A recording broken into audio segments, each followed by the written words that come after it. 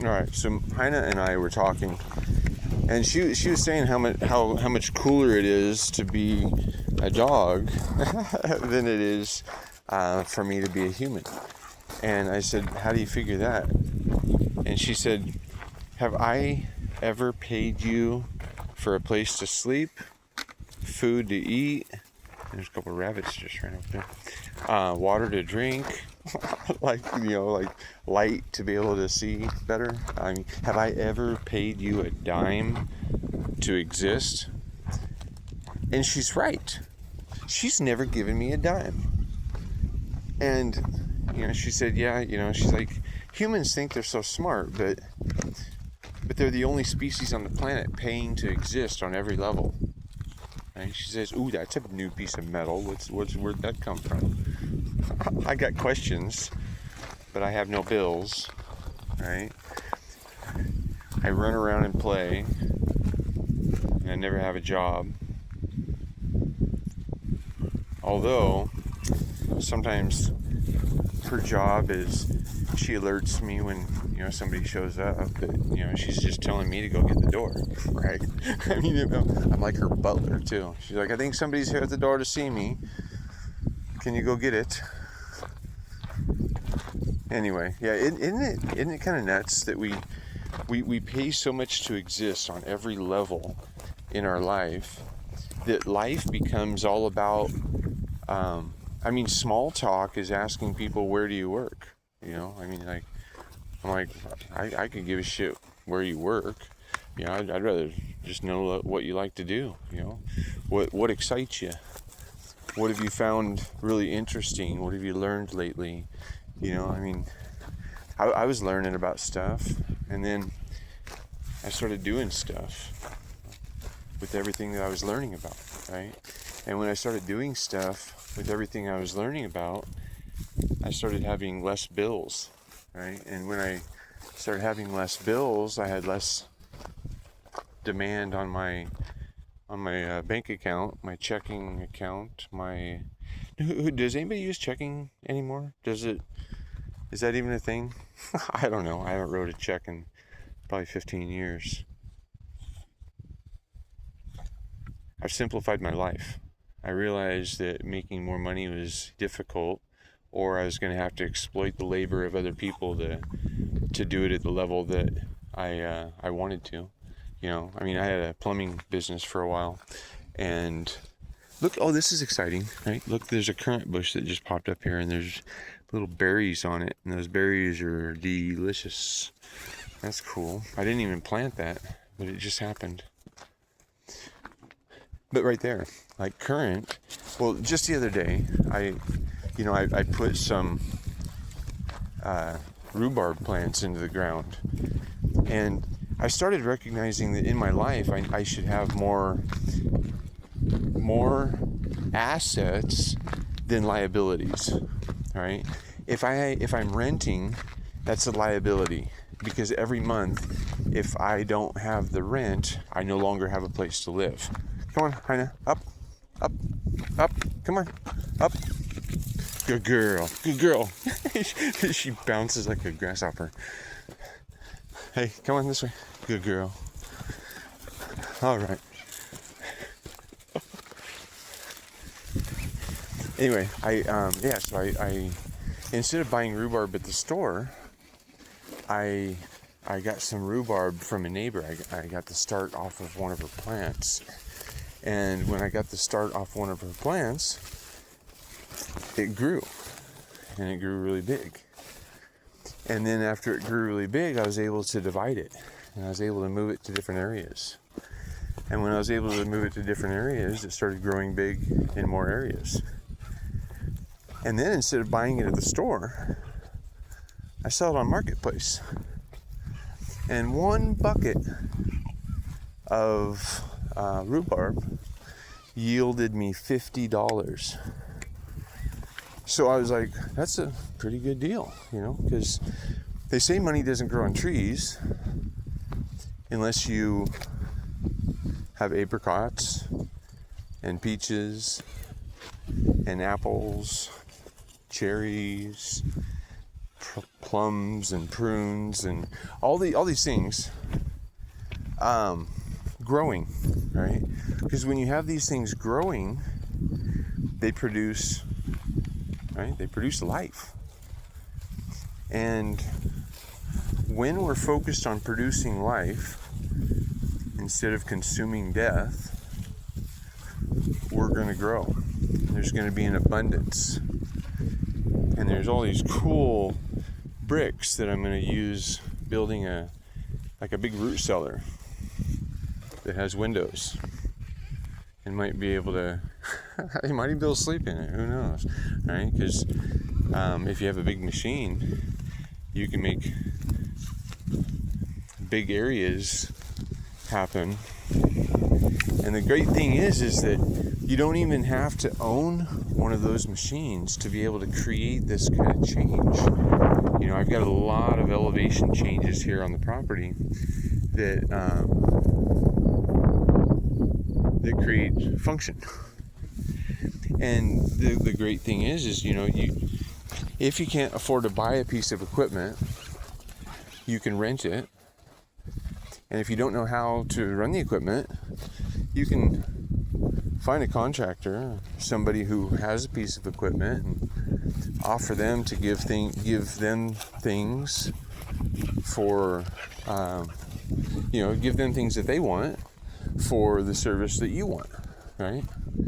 And that bartering can happen in a lot of ways. You know, sometimes I've been paid, as a plumbing contractor, well, not a contractor, a person who knows plumbing, because I don't have any licenses or anything anymore. You know, I'm not paying for somebody to tell you that I'm a plumber. Right? Somebody that doesn't know me telling you that I'm a plumber, right? So, you know, there's a big hole.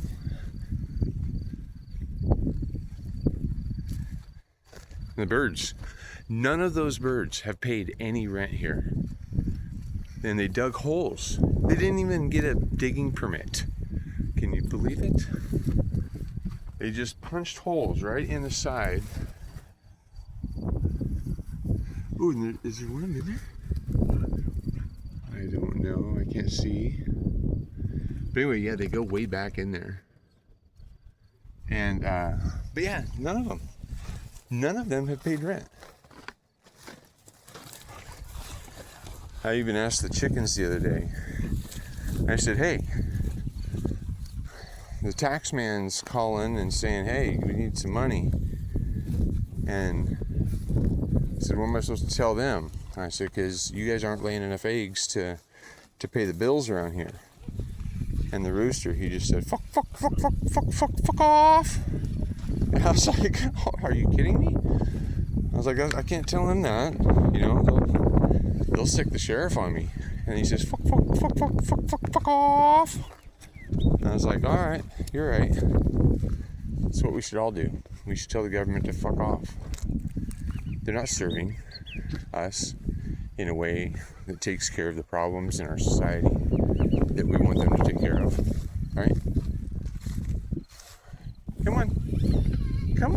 Come here, you. We have homeless.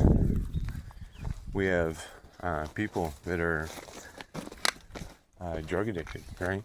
They're suffering because this world that we live in right now is knucking futs, right? It's kind of, oh, I heard it's lucky to watch a dog. I don't know. Or was the dog's name Lucky? I don't know. Anyway, yeah, so we have people exiting this life experience prematurely, sometimes voluntarily and sometimes just by accident. But they're doing that because they're trying to escape this experience that this culture has created, right? They're really, really, really not enjoying their life. And so they try to escape it in any way they know how.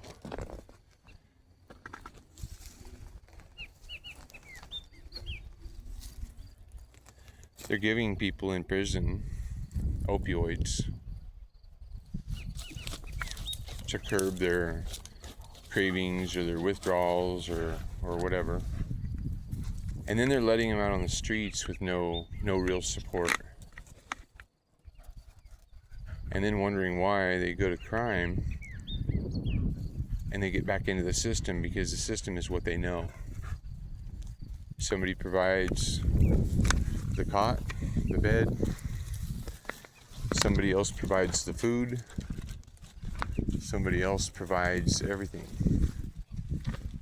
And so it's a gentle slavery, because everything's provided for you, and you can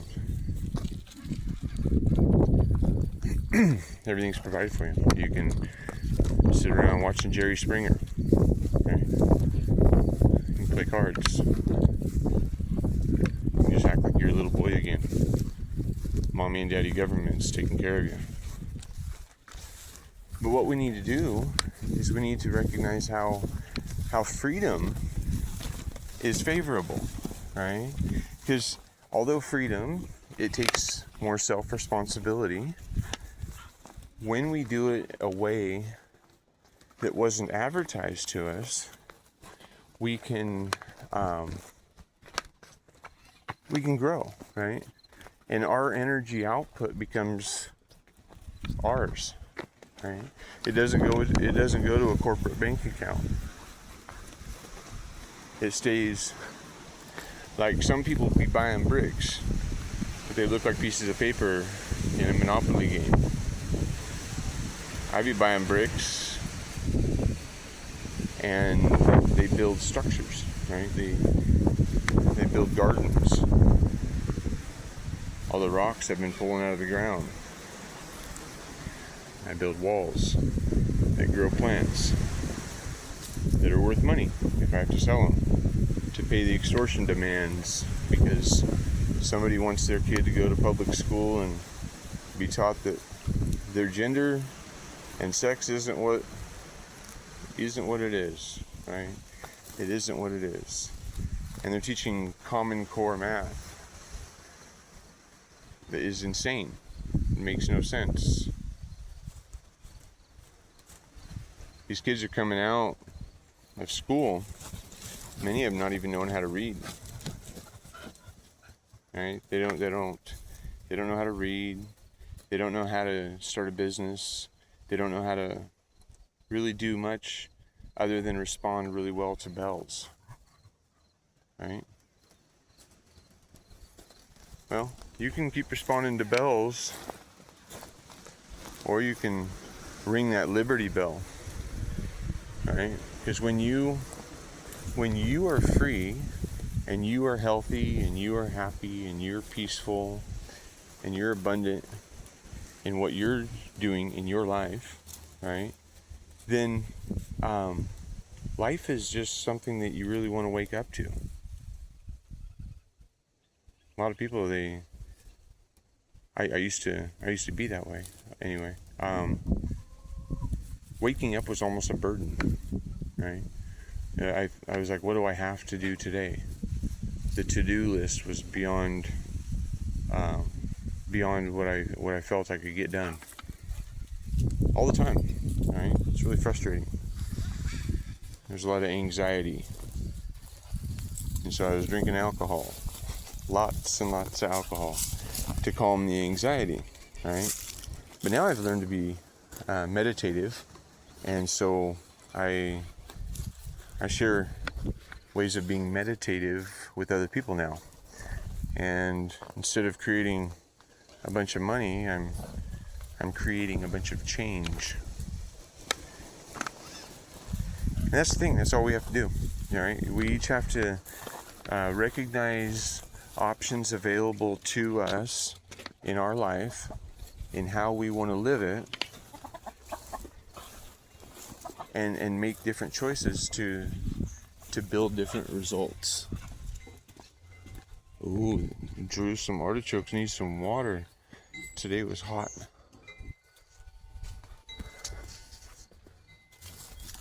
But yeah, look at all these. Like each one of those is worth a couple dollars. You know, you can put them in a cup that you get at a yard sale, and then it magically becomes $2. So anyway, yeah, there's just a lot of things we can be doing in our life that is different. I mean, like, I like strawberries, so should I buy strawberries in a, like dead one, or not? They're not dead, but they've been picked and they are dying. Do I buy those at the grocery store, or do I get plants, right? And then these plants will grow and spread and produce the things I like to have, right? That makes sense. So, hey, thanks for watching. We have the power, we have the resources, we have the ability to truly create a world that we want to live in. We just have to choose it, right? We have to choose it on a big scale. We have to consider what has been advertised to us as somebody is being incentivized, right? So instead, let's recognize another way.